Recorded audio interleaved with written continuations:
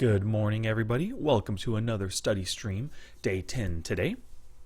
Spring break, so the kids are home, but they're asleep right now because they stayed up late playing games, of course. Hopefully they'll stay asleep for a while longer, at least through this whole study session. So let's get to it. Day 10, we'll start with hand reading practice like we've been doing. Then we'll get to a really good video where I learned quite a bit actually about PokerTracker 4 filters and stuff. And then we'll get into that. We'll actually go through one of the filters that he went through in the video.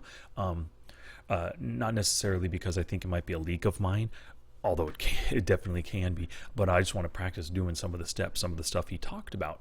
And then we'll look at one of my own leaks in one of the filters I discovered yesterday, and we'll see if we can't dive in and figure out what is going on with that one there.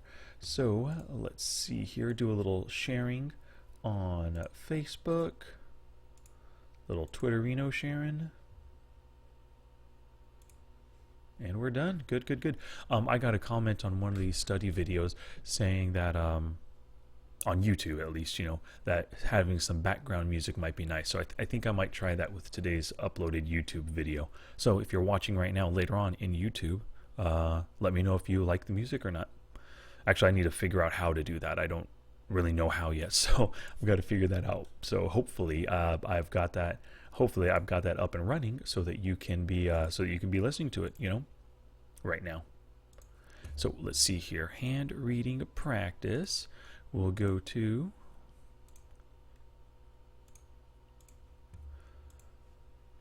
and I honestly do not remember here. What was our hand? It was a big blind hand, right?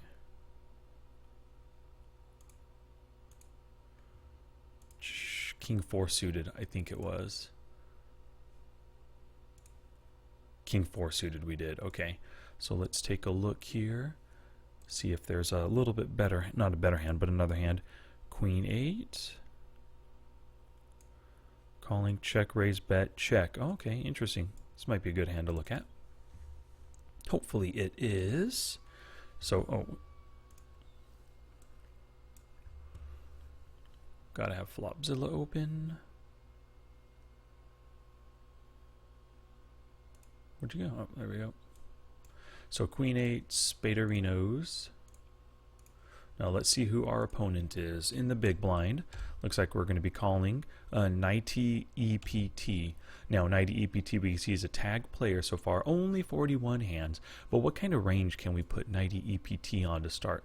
So far we've seen 50% in the cutoff. What, 2 out of 4, 3 out of 6? 3 out of 6, and 2 out of 3 this session, but 3 out of 6 total.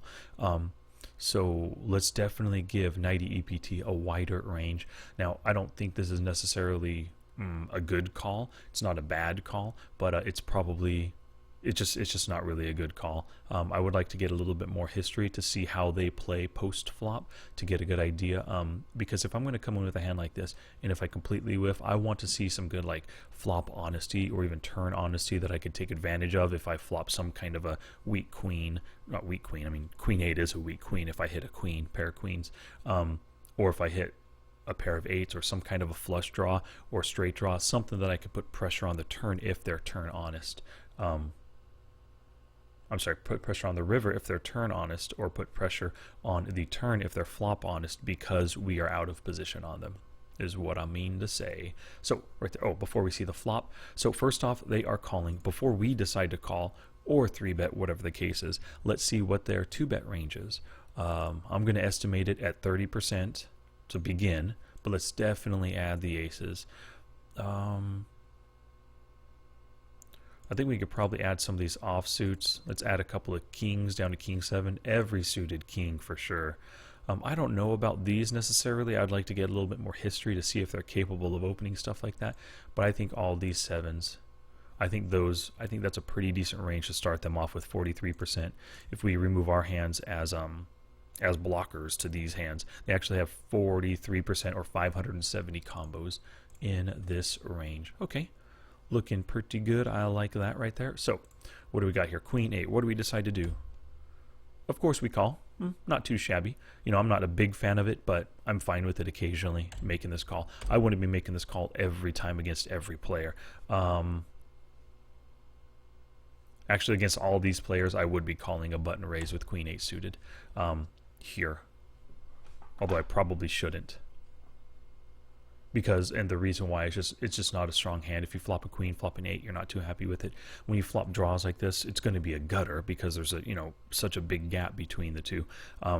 It's a 3 gapper, you know, 8 and the 9 jack 10 or 9 10 jack between, 3 in between. So any kind of draw you flop other than a flush draw is going to be or any kind of straight draw you flop is going to be a gut shot draw. So I'm just not a big fan of this hand in general, but against the right players it is worth calling, especially if they have weaknesses. But I don't think I should have called this here. So right here we check. They bet just even what, 9 cents less than half pot, and then you have to type in 51 cents. I don't,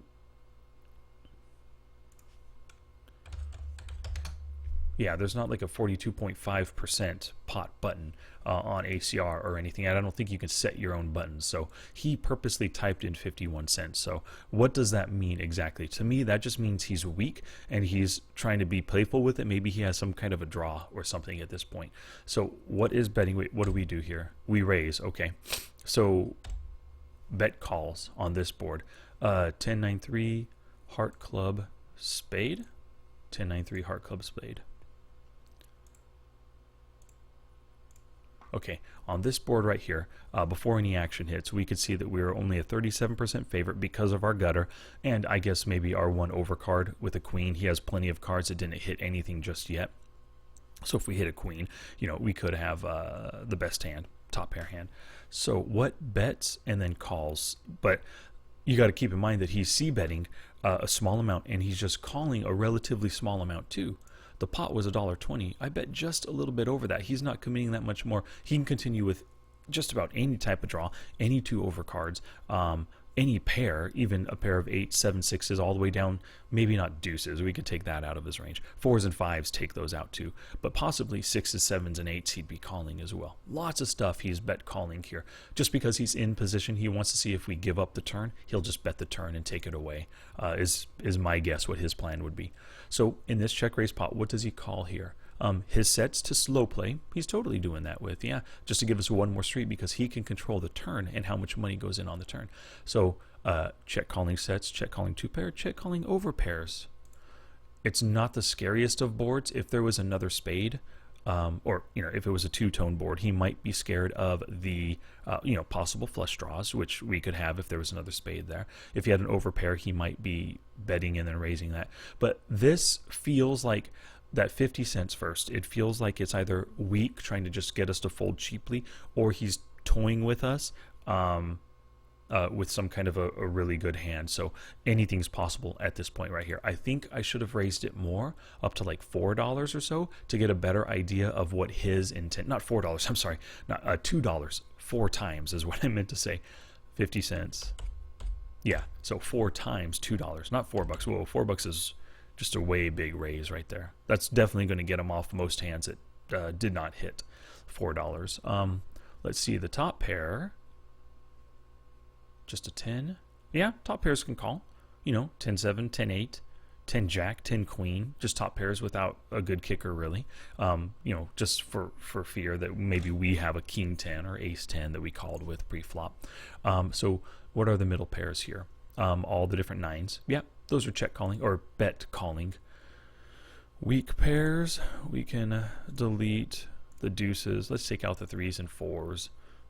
We can keep the ace 3. We can keep the king 3 suited because he, well, no, we can remove them out of his weak pair range, but they might stay in because they have a backdoor flush draw. It's possible. So let's take those out, just a tiny pair of kings, or a tiny pair of 3s. Although we could stay in to see 1 street, actually. Yeah, let's take them out. Let's see here. So we filter that, but we want to keep them in the range. Now all of his different ace highs, keep them in, but let's take a look here. I think we can remove a lot of these weaker ace highs, ace 4, ace 5, ace 6, ace 7. Now the board is 10-9. He could stay in with an ace 8 and an ace jack with a backdoor straight draw with still an ace as a kicker. Maybe not the low one. Let's take that and let's leave in ace jack. All of these could possibly stay in because they could be suited with, you know, with spades, the clubs, the hearts, just for a backdoor flush draw. He could stay in one street at least. So let's narrow that down just a little bit. No made hands right now. What are these? We'll keep overcards in. So let's leave just straight no made hands out. When we put overcards in, those are going to be all of those different broadways that are probably going to stay in one street. No made hands is included in that, but that's fine. That means by taking out no made hands, we're getting rid of all that queen 7, jack 7. Although some of them had gut shots, so we'll keep in all the open-enders, gut shots, overcards, 2-card backdoor flush draw, gut shot plus an overcard. Yeah, we'll keep. What is a gut shot plus an overcard? Ah, okay. Yep, king jack king queen makes sense. All right, so we've effectively taken him down to tab 316 out of 465 combos. That's a pretty good start right there. Hey Dom, thanks for joining today. 3 buy-ins. Oh, for me, yeah. Oh, hey, I didn't even look at that. Yeah, 3 buy-ins. That was a good, whenever this session occurred, that was a pretty good day right there to be up to 3 buy-ins. And then maybe that's also what I'm doing so good. I'm running hot. I don't remember what I had to get here, but maybe I was running so hot that I decided to call with these hands and in the hopes of hitting, because I was hitting hands probably, you know. So let's see right here, 316. Great. Now, all that makes sense to me. He's really wide because he bet small and my raise was small. Should have made it bigger. Should have. 7 of spades. Oh, lovely. Adding a little bit of flush draw equity, but it completes some of those draws that he stayed in with. Oh, before I went that, by narrowing his range, we're at 35% equity. The 7 of spades hits, we're at 38%. So we really didn't gain much by that 1 spade hitting. Although now we're open-ended as well with the flush draw. So we have enough equity to definitely bomb the turn here. Bomb might not be the right word, just double barrel the turn here in order to try to get him off a lot of his whiffed hands or hands that just did not improve with the 7, or like his 2 overs that still have a gut shot, king, queen, king, jack, that kind of thing. Even queen, jack for an open-ender might fold here to a barrel. So we'll see. I would have preferred making it bigger, but I think because I was on a straight bluff, I think if he was bluffing, he was sizing it smaller because he didn't want to spend too much. I was probably sizing it smaller because I didn't want to spend too much on my check raise bluff as well. Okay, so let's see what happens. 420, so 275. What is that? That's roughly 2/3. Yeah, 66%, 65. So I think I hit the 2/3 button and scrolled down to an even 275. So you can see right there, once again, I am hedging my bet smaller because I'm bluffing. So that's definitely something I want to take a note of.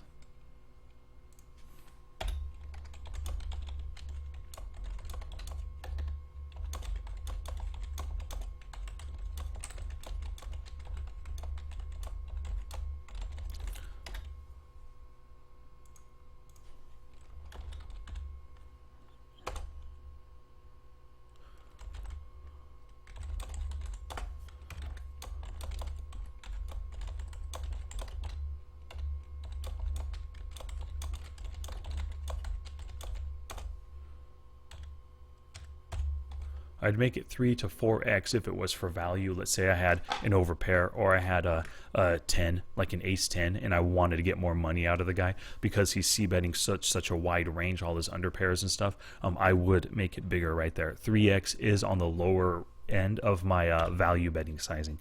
And then right here for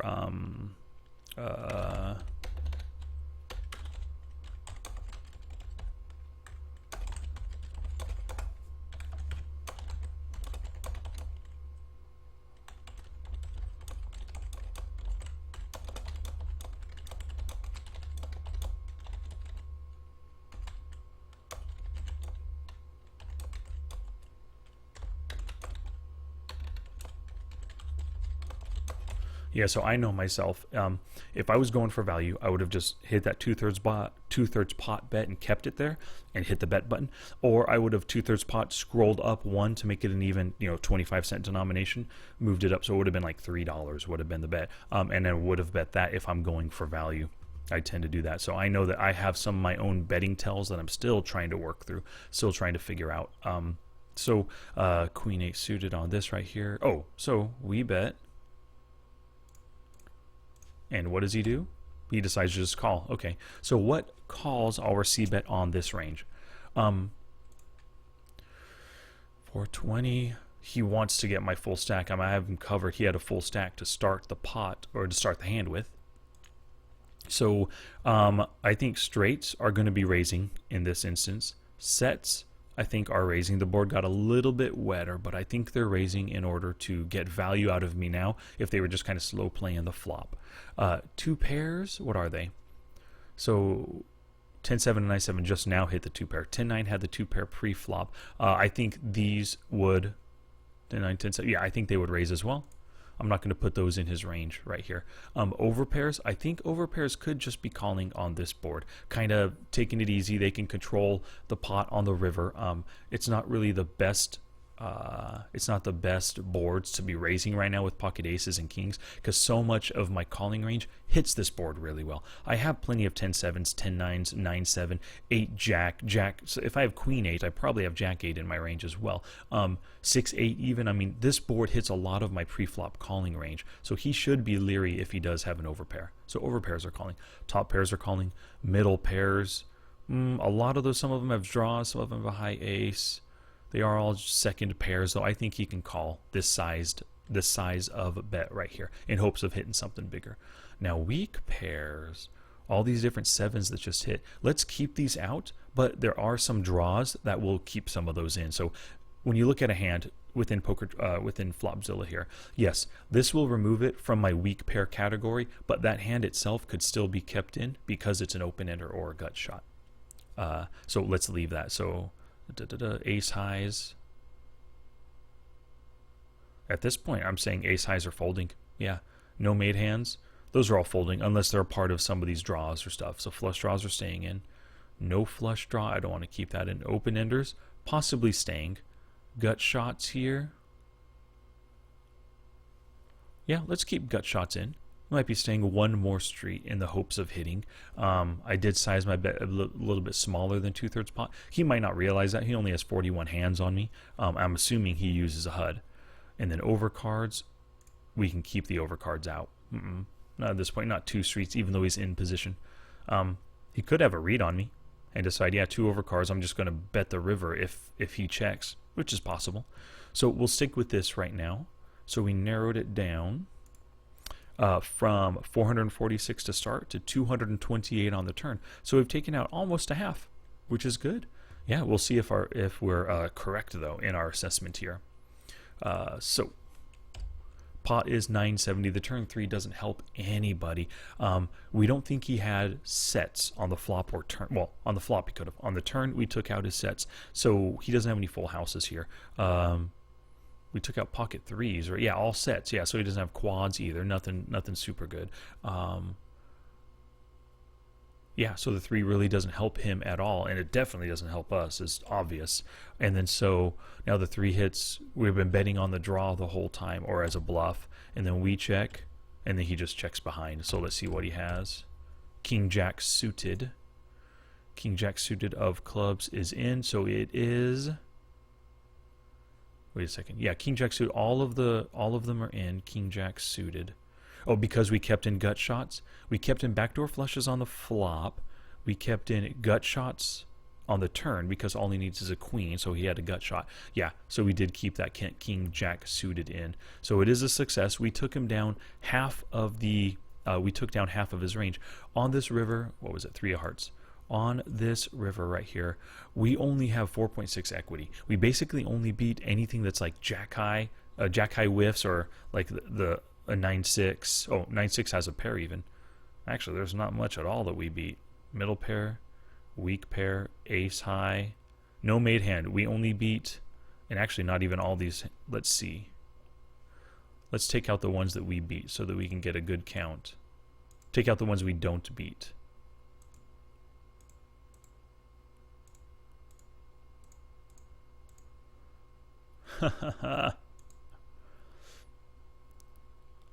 So it looks like we have 3, 6, 9, 12 combos out of his 220 hands, we only have 12 combos that we actually beat, which means that we probably should have bombed this river right here. It was the only way we were going to win the pot. We were just basically giving up right here because there's nothing remaining in his range that we beat. So, what a shame. Yeah, what a shame. Okay, well, at least we were successful. Queen 8 suited. 5 out of 8 now. Not too bad. All right. So those are some notes for myself right there, some mistakes I'm making. So yesterday, watched a video. I'll actually pull it over here real quick so you could just see it.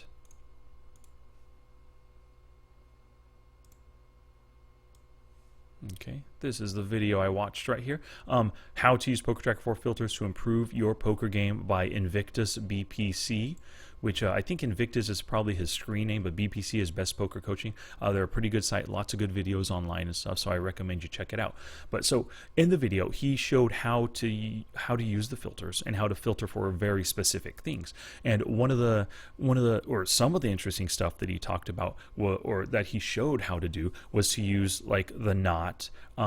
How to use the and or and that kind of stuff. So I learned quite a bit from it. So instead of just reading this, let's actually pull this off to the side right about, whoops.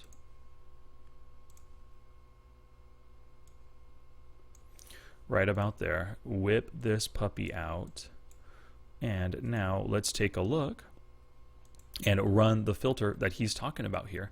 So this is about delayed c-bets. He does a lot of heads-up games, or he plays a lot of heads-up games. And in those heads-up matches, he is... oh, hey, thanks, Dom. I'll catch you later, buddy. He is oftentimes... heads up, you have all different kinds of situations that kind of arise very frequently. Times when your opponent checks back too much, or you check behind too much on the flop and turn, and then opportunities where your opponent is showing obvious weakness, but because you're going through hands so quickly, maybe you don't catch it, you don't notice those things. One of the things that he noticed was that he's not doing his delayed c-bets as often as he should, so he wanted to create a filter for it. And so what a delayed c-bet is you're in position on the flop, and you choose not to c-bet for whatever reason. Maybe it's a bad flop for you, it hits his range, you have absolutely nothing, you bluffed with a deuce 3 offsuit and the flop comes ace, ace 9-8, something like that, whatever. You didn't choose to c-bet, but then, oh, we got a follow, great, thank you very much. Let's see what your name is. I hear the sound when it comes off, so it just takes me out of my thoughts right here. Names are stupid. Thanks for following, buddy. So where was I? So you do not c-bet for whatever reason on the flop. He checks, you check behind. The turn comes, whatever the turn comes, he checks. This is the perfect opportunity for you to be firing. And what Invictus says, and I don't know how true this is, but in heads-up games, people fold on the turn over 50% of the time. Same thing on the river, over 50% of the time. And that makes sense in full ring and 6-max games as well. I've just never actually tried to calculate it. I've never seen math that shows how often people do fold. I know that for myself, I fold quite a bit on turns and rivers. Let's take a look here. Fold to turn. Oh, well, that's C bets right there. Let's just look at just straight bets. Fold to turn bets. Fold to flop 64, fold to turn 76, fold to river 76 as well. So I'm doing a lot of folding. I think these are some leaky areas for myself right here. And if these are leaks for me, I know that they're leaks for a lot of my opponents. So by running this filter that we're about to run, delayed c-bet filter, I can take a look at the times when I did make the delayed c-bet and the times when I didn't, and see if there's some benefits, some reasons I should have c-bet there. So let's go through the filters that he talks about. So of course we want to be in position on the flop. So you add that to the filter. And one of the things that he says, and this is what I do all the time as I'm creating filters, I will occasionally save and apply filter even though I'm not done, to make sure that the hands that are coming through up to this point are what I want them to be. But this is obvious in position, that's always working. So flop opportunity c-bet, but checked. So, add filter. On the flop, flop opportunities, specific bet opportunity, continuation bet opportunity. That means you know, we were the pre-flop raiser and we got to the flop and now we have the chance to c-bet. But what happened was we checked the flop. So we're in position. We check the flop with the opportunity to c-bet. Let's go ahead and save and apply that filter. And let's take a look at the hands to make sure that they are, you know, that we're pulling up accurate hands in the cutoff. So we 3-bet, 2 callers. We completely whiff on a chicken board. Do we check? We check. Good. So that hand was pulled up correctly, filtered correctly. Ace-4, we open. Big blind calls. We check. Yeah, filtered correctly. Great. So up to this point, our filtering is spot on. It's all bueno. So let's go back to the filter here. Turn raise opportunity, then not selected. This is something that I've seen it down here, but I've never actually used it. I didn't realize what these 3 things were, but from this video I learned. So now I have some new opportunities, some new ways to run filters. So opportunity to c-bet right here. So now we have the check flop specific opportunity. Oh wait, did I do it right on the turn? Double check this filter. Turn opportunities, continuation bet opportunity on. It just doesn't say turn right here. Interesting, but it's there. So let's see. It's probably going to come back with the same filters, because it's probably going to come back with the same hands, because we're not saying whether we did bet or not. So 48 hands, negative $11.60. That one did not work. Turn raise opportunity, then not selected. Let's go ahead and do that then. Not.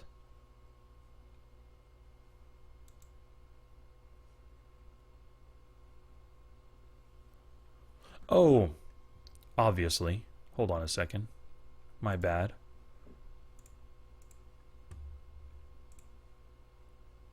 In position, flop, flop.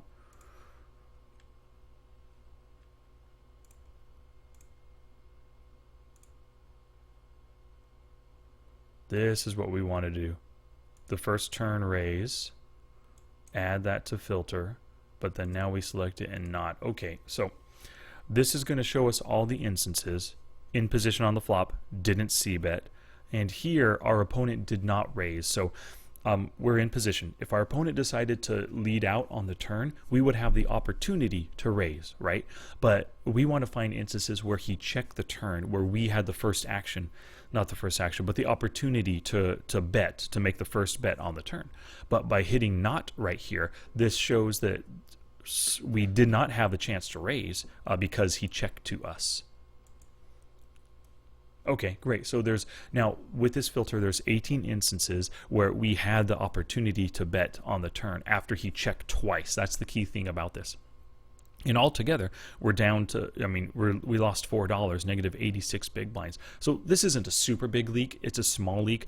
Out of the 6,000 something hands I've played, this has only happened 18 times. That doesn't mean it's not worth researching and diving into, but it's not a super big leak. It's not something that happens all the time, you know, but it is good to look into it anyway.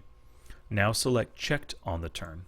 So we know that this filter works. So if we just look through one hand, we opened, got a call, we checked behind, and then he checked, and then we checked behind as well. So altogether right now, the situation is exactly what we want. We were checked to twice. Now, this gives all the instances where we decided to bet and where we decided to check behind again. Let's make it so that we checked it. So you could see 18 hands where we just had the opportunity, negative $4 right there. But what happens when we check it? Now, when we've checked, we've actually been slightly positive. Maybe we made a good check behind in order to catch our draw on the river, or we just didn't commit too many chips when we were beat. Whatever the case is, we're actually slightly positive now in this instance, so after 15 hands. So let's take a look at, we already looked at that one. Let's look at ace-queen offsuit. Small blind, El Guapo calls. So we've got a gutter 1 over. didn't want to c-bet right there. He only folds 44% of the time, but I think looking at these two, he is more flop honest than he is turn honest. So let's go and throw out the c-bet right here. Next time, we also have one over in the gutter. Now the king jack 7, he calls a heck of a lot. Look at that, 43% of the time he's calling. Out of the big blind, 71 in EP. Oh, he limps a ton. Okay, 38 out of the big blind he calls. He has a really wide range, which means he doesn't hit flop super strong. He has plenty of broadways and stuff, but I think I should have c-bet here. And then the 8 hits, he checks. It doesn't help us at all, so we check behind. And the queen hits, great, we get second pair. He bets, and I'm sure we just call. Yeah, we just call because the way we played the hand. I mean, he could have a pair of 8s right here that he didn't want to bet on the turn. Queen 10 for a weaker queen. Okay, yep. Good. So that hand worked out for us. So that's exactly what we wanted to filter for, spots where we checked behind on the turn. But now let's do another little, let's take away the turn check, and let's say instead we had the opportunity to bet first, and we actually made the bet. Any bet. So, in position, flop, check behind, check the flop, yep. We had the opportunity to bet first, and then we actually did bet. Let's see what happens here. So in these instances right here, only 3 instances came back where we did actually make the bet. So let's take a look at these 2 hands. So we 3-bet with a 7-6 just as a bluff. Catch a pair, check behind, because we have some showdown equity and we want to see a 5 and 8, a 6 or 3 even on the turn, or a spade. Queen doesn't help us at all. He just checks, calls right here. Because we didn't bet the flop, he doesn't put us on a queen. So this could be a lesson for us right here. Top pairs. When the turn comes and it pairs the top pair, and we did not bet that flop. If we would bet that flop, he'd be much more believing that we could have ace queen, king queen, jack queen, 10 queen in this instance. When the queen comes, he could easily give this up. Because we showed weakness by checking behind, he doesn't believe us either. He might have a queen he's slow playing as well. We'll see.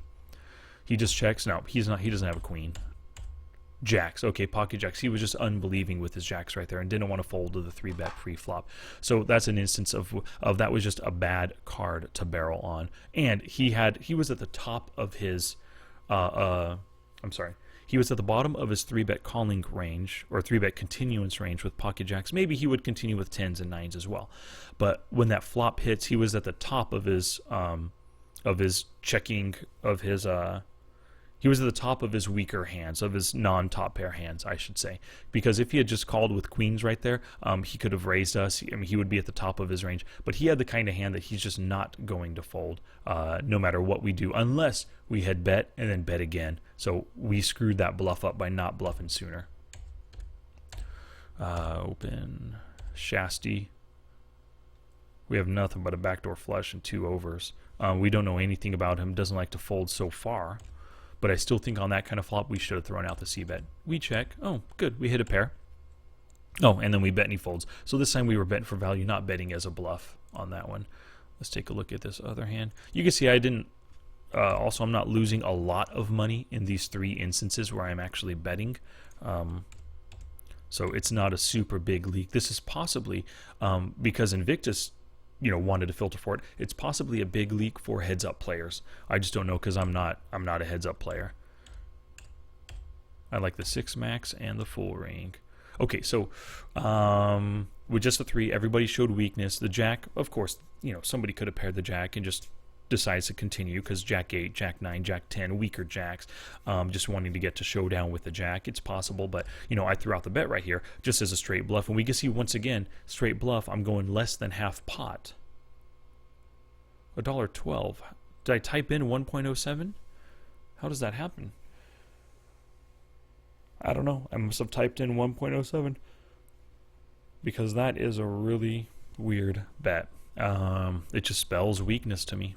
And get a check raise right there. So he must have hit some kind of a jack. Maybe even had a set on the flop that Yeah, even a set on the flop. There's a lot of hands I could do that with. Or he just smelled weakness in my bet sizing, being in position on the turn after checking behind the river, after checking behind the flop. He could just smell weakness and be taking advantage too. Yep. All right.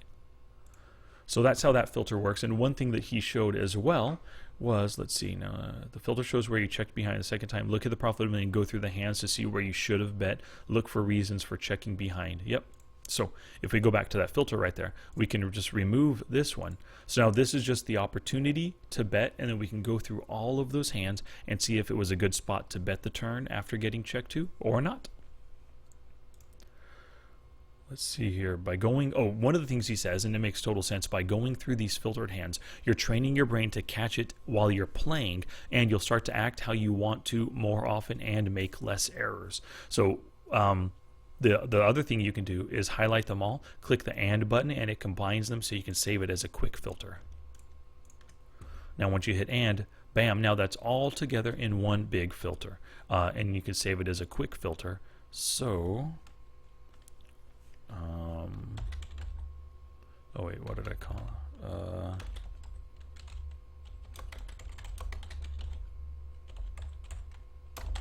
it? In position.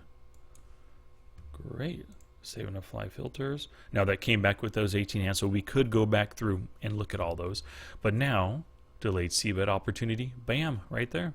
Lovely. We've got it. So that one of the things that he talks about, of course, and like I said, was that you can often forget all the different things that you've studied in the past, or the things that you're currently studying and learning. What he says he does is every single time he learns something new, or a new type of play to make, he goes in and creates a filter for it. And then once you create that filter, it's always there. So as you're looking at the list, what do I want to study today? Or I know I've studied this before. How did I study it? You can find that old filter that you created, pop it up, and then start going through those hands. This is one way to help you.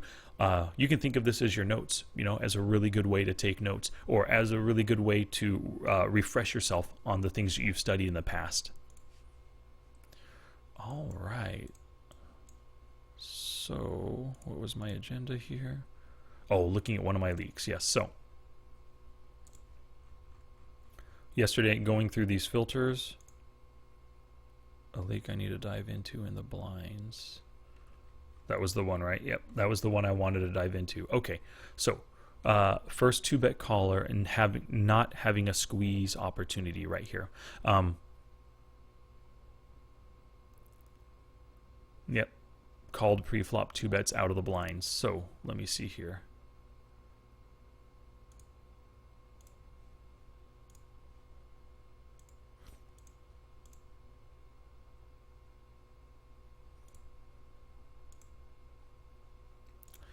I apologize.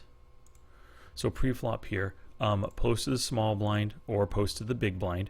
If we add that to the filter, and if we just see it, like I said earlier, you just want to go through and occasionally check to see everything's filtering right. We're looking at in the blinds right now, just the blinds. Every hand that comes up is the blinds.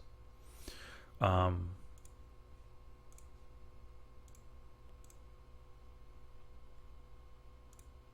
we called a 2-bet. Great. So these are spots in the blinds where we called a 2-bet. But let's also filter for squeeze opportunities. But let's say not squeeze opportunities. So it's not a squeeze opportunity. So 132 hands where it was open to us and nobody else called. We were the first to act. Not first to act. Oh, yeah. We had the option of calling, being the first caller, or the raiser over that, over an open, I should say. So in this instance, when it's not a squeeze opportunity, we have, we're slightly profitable, which is good right here. So maybe we're making some good plays. But I think that this is possibly a leak because I feel that I'm often just calling way too much. So let's take a look at some of these hands where in the big blind where I'm losing just, where I am calling way too much, where I am losing 50, 62, or I'm losing just to the right here, where I'm giving up or folding on the flop. So a lot of these are going to be hands. Actually, before we do this, let's come back here. A lot of these hands, pocket eights, king nine, fours, jack 10, deuces, ace queen, sixes, king four. A lot of these hands, some of them could have been 3-bets. Pocket aces could have been 3-bets. Ace queen could have been a 3-bet. Pocket nines, ace queen again. I'm doing a lot of calling with ace queen. Let's take a look at this here. So these are all instances where I called the 2-bet pre-flop, but then I didn't commit any other chips. I folded at some point on the flop or post-flop. So let's take a look at this first hand here. Jack 9, Savoyard. No stats on him, so I guess this is the very first hand I've played with him. Oh, hey, thanks, Names. Thanks for joining. I appreciate it. See you next time. So we flop the flush draw right here, but obviously we give up to just the 50 cents. Why is that? Why didn't we commit more? Oh, we did commit more. So this was that first. Oh, what did I hit? Oh, dagnabbit. Replay hands. Not all hands in report. Okay. Good. Okay. So now I accidentally selected all hands right there. Hey, now you said it. Good to see you. Thanks for coming. All right. So 8-7 suited. We face the open raise. Now, this guy is so wide right here, doesn't like to fold to 3-bets at all. I'm good with the call because this hand is good enough to call. I could 3-bet, but he's not going to fold. He's a loose, aggressive player. And if I'm going to 3-bet with this hand, it's because I want a fold. I'd rather call and try to flop something nice and get something out of this aggressive player right here. So I'm good with the call. Flop nothing. So that turn, so, you know, I'm fine with not leading out on the flop for sure. But when he checks behind the flop, let's go ahead and throw out that bet right here. Even just 75 cents. Try to throw out something to get him to fold. He checks behind, and the 10-5, you know, it's possible on the turn he wouldn't have folded, but I think that was my only opportunity to take this pot down. So I missed a chance to do a cheap little bluff right there. Jack 9 now, a new player. I'm good with the call. I'm not such a big fan of it. Jack 9, so when I say I'm good with it and I'm not such a big fan, that means I'm good with either calling or folding. Like if I would have folded this, I would have been fine with it. It is only 25 cents, and his raise on the button is 25%. So let's give him clear all forms. Good. So we have the Jack 9 suited. Let's give him just a standard 25% opening range. Let's throw in some of these. Get rid of that and just get rid of that, right? So we'll keep it roughly 25%. Versus this range, our Jack 9 suited has 40% equity. So it's good enough to call. But realistically, how are we going to make a lot of money in this pot? It's not a great spot to be in. All we need is 23% equity. We have 40. But on most flops, I mean, we're really not gonna like most flops. We have over 50% now because we paired it. But even if we hit our pair, we have no kind of backdoor draw. We have nothing. I guess we have a backdoor straight, but we have nothing good other than trying to hit 2-pair or trips on the turn. It's not a great spot to be in. Let's randomize this again. Now that's a really good one. Pair plus an open ender. Now that right there, 866, 27% drops down big time. 25% on just a queen high board. Yeah, backdoor flush, backdoor straight, but that's no good. And what do we do on this? There's an ace. Plenty of aces in his range. Sure, we have a pair of nines. We're just over 50% equity right here. But how can we really withstand a lot of pressure if he does decide to put pressure on the flop and the turn against us? Hey, Dalen, good morning. And this, whoops, randomize this, another one. Open ender right there, but only 40% equity because we got that overcard, 2 overcards to our jack high. Nothing special right there, 22% equity. So you can see on most flops, we actually hit very little, very, very little. If we clear and then clear, his range hits the flop 34% of the time, as in top pair better, open and straight draw. Our hand hits 36% of the time. Wow, it hits even a little bit better than his range as a whole. But you know, he has position on us, and he seems like a pretty tight, aggressive tag player. It's just not a great situation to be in. He can put pressure on us. So I'm fine with folding there. Got the gutter, 52 cents. We just check fold. Yeah, just not a great spot. We only have 4 outs with the 10, and we don't even really like the 10 of spades. We have 4 outs. If you multiply that by 8, sorry, multiply that by 2, you only have 8% equity, 8% chance of hitting your flush or your straight, and we need 24%. So yeah, I can understand folding that, and I'm good with folding that pre-flop as well. So the 4s. Now, this is just a straight set mining opportunity here. You can see I don't have any stats on him. It must be one of the first hands, or the very first hand with him at the table. We call, and then hit absolutely nothing. Of course, we check to him. He bets, and we fold. I'm good with that. 7's there. Okay, good with calling to set mine as well. We don't have enough hands, and we don't know how he'll respond to 3 bets right here. And we're 3 betting out of position. It's a spot we could have done it, but I prefer... Actually, none of these guys like to fold to 3 bets. 50%, 30%, 43%, and we're doing it out of position. I would rather call with a hand like this that has good equity.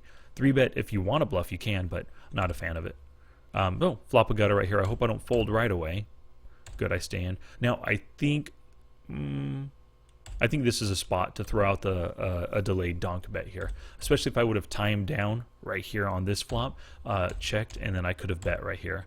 And I just fold, of course. Only 4 outs to the gutter. Nothing special going on. 3 over cards to my pair.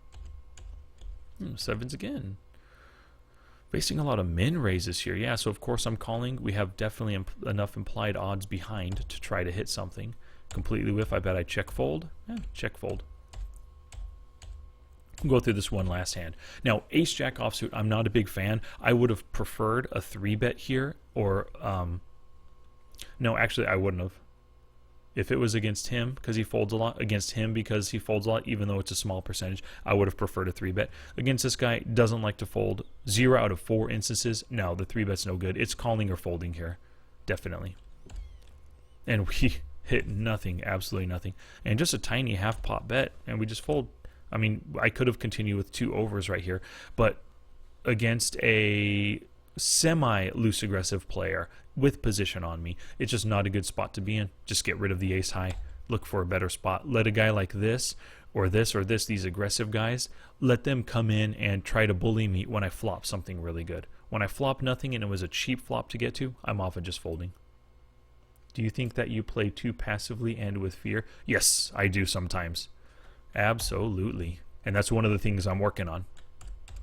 That's why I do all this study. That's why I do this stuff, and I do play too passively. And I can tell you that my passive play, that's one of my big leaks, and that's why I'm doing this, to try to figure out where I can get more aggressive. So let's leave that stuff right there. Good. So those are just you know, when I'm calling pre-flop out of the blinds right here. And in the small blind, the same thing. A lot of these hands here, I could just be folding instead of calling, but a lot of them are pretty decent calls and stuff. Let's take a look real quick at, if I select not, oh good, the knot goes away. Great. So now these are squeeze opportunities when there's been an open and somebody calls, and then it's up to me. Okay, so in my squeeze opportunity spots, it looks like maybe I'm taking some squeezes, but I'm quite a bit negative right here. It's just really ugly opportunities. This is the leak that I really wanted to dive into right here when I do have that squeeze opportunity. So let's look at my biggest losses. Oh, only 265. Oh, I guess this is where it is. Got some ace, queen, 7-5. Okay, let's take a look at those big ones. Let's start with just this one hand.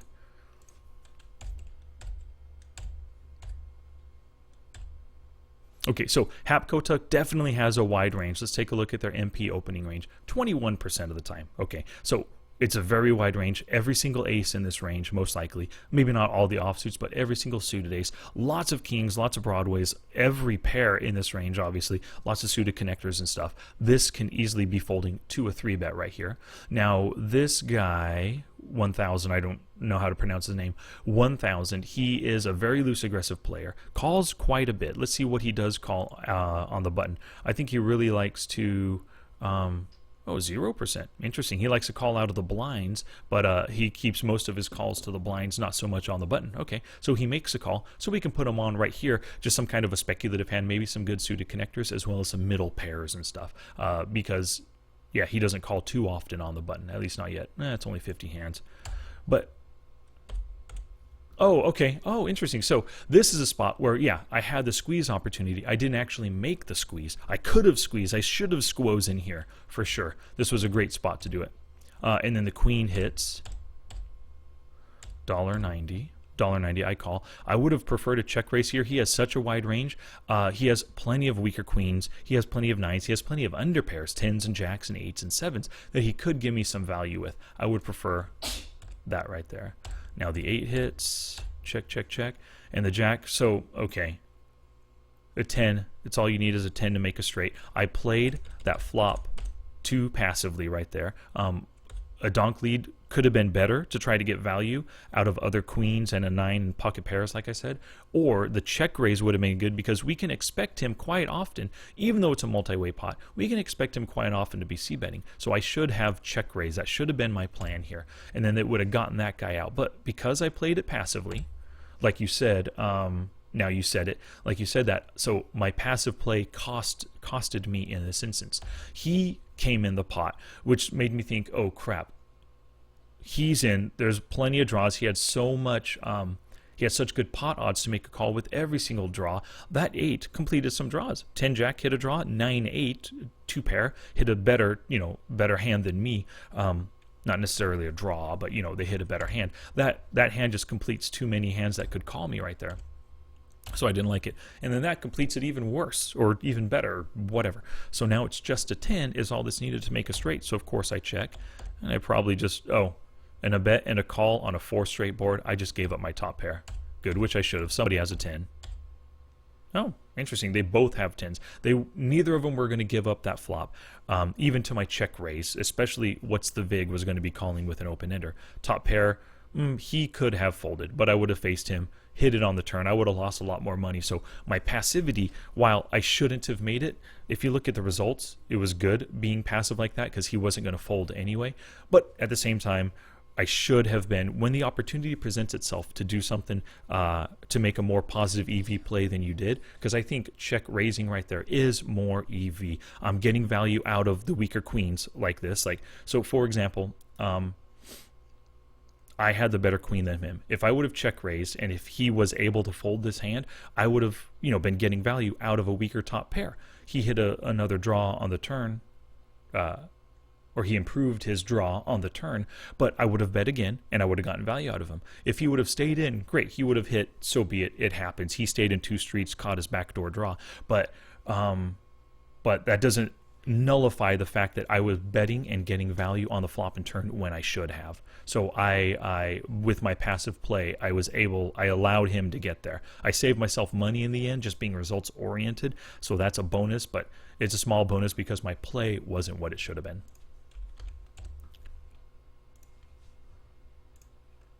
Now let's take a look here. We'll just look at, what time is it? 6:30 already? Okay, we'll just look at 2 hands here. Replay these hands. Okay, another ace queen. This is a spot, like I said, with the filter, an opportunity to squeeze. Let's see if I do. So before it gets to me, what do we got here? Khaldoon, loose aggressive player. You can expect a really wide range. Raider, he calls 2-bet 16% of the time, only 43 hands, but let's look at his call 2-bet on the button.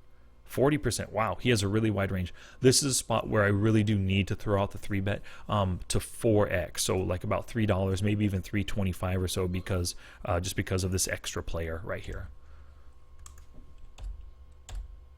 Oh, fudge. I don't know why I did that.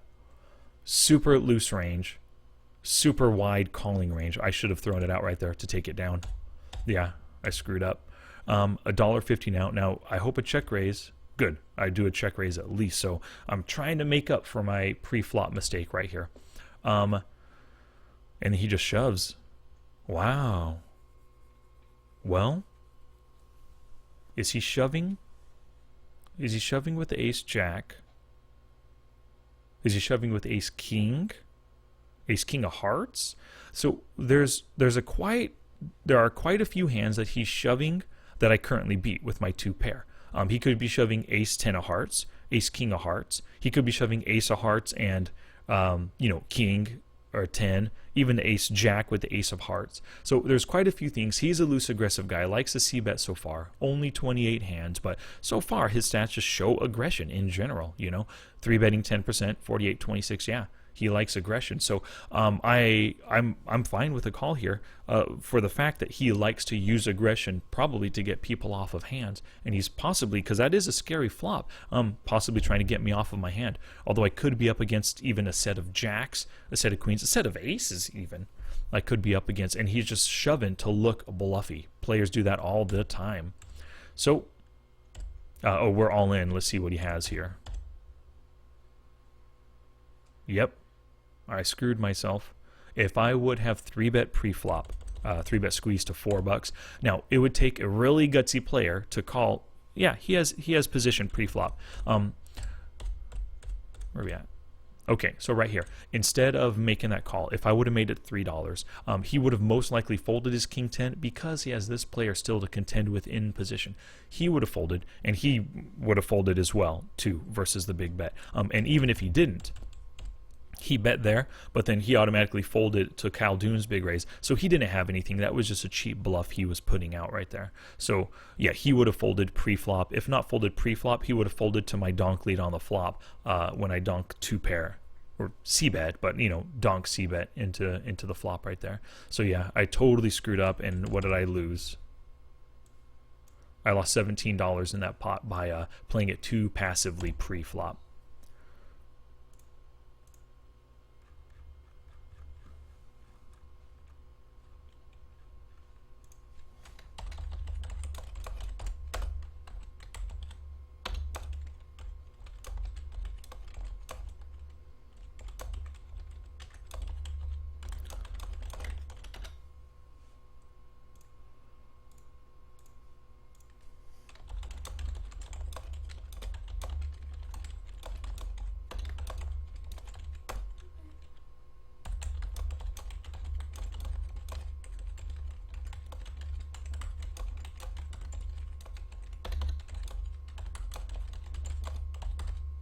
There we go. Playing far too passively. Whoops, next hand, 5-7 suited. Now, 5-7 suited isn't necessarily a time to squeeze. I would prefer a call or a fold here over the squeeze. Even though they're both wide, it's just a straight bluff. I don't have much equity. Like, let's look at Flopzilla real quick. So 5-7 suited. This one flops, you know, open-ended straight draws. Well, let's look at just the draws right here. 8 plus 11, 19% of the time it hits draws, and only 5, 6, roughly 8% it hits top pair or better. So we've got 19% draws, 6% top pair or better. Let's look at that prior hand, ace-queen suited. Okay. Not as many draws, actually. What is it? Only 12% of the time, but it hits that top pair over 26, 28, 29, over 30% of the time it hits. And you can see it hits much, much better. That ace-queen suited is a great hand to be 3-bet squeezing. 5-7, not so much. I prefer the 5-7 to call over the squeeze. So we hit the pair plus the gutter. Okay, good, good, good. I'm definitely down with a call right here. Now, I donk lead at that. So check calling, sure. I'm just repping the flush here. I have the open ender. It could also be considered kind of a blocking bet. So I'm not, this is not such a bad bet at all. We get called, which is a shame. We wanted to try to rep the flush right here, and it didn't work. And then the fourth heart comes in. My guess is, wow, I was going to say my guess is I just check it right there. But instead I decide to lead. And of course, because I got nothing, I just fold. He called the whole way. Maybe he had a flush. Maybe he turned the flush. Maybe he just had the ace of hearts. Ace-7 that hit top pair with the ace of hearts, and he got their runner. Whatever the case is, you know, he was not scared. He definitely had a good heart, whether it was the ace or the queen right there. And just, you know, bet she shoved for value. And then we had to fold because we were on a straight bluff. Yep. So I like this hand. I mean, I'm fine with the way I played this hand. Whoops. From start to finish. Calling pre-flop is fine. Hitting that right there. Calling with equity. You know, I don't have a great hand, but I want to assess the turn. And it's less than a half pot, so it's a weaker bet. He could be doing this any overcards. And then we hit... we don't really add much equity at all. The flush draw, you know, gets there. But, you know, we add the open-ender. I think it's worth making that donk bet. But then the king comes one of the worst cards. Any heart would have been bad here. You know, even to complete our draw, the 4 hearts would have been bad as well. Yeah, so I'm good with that play.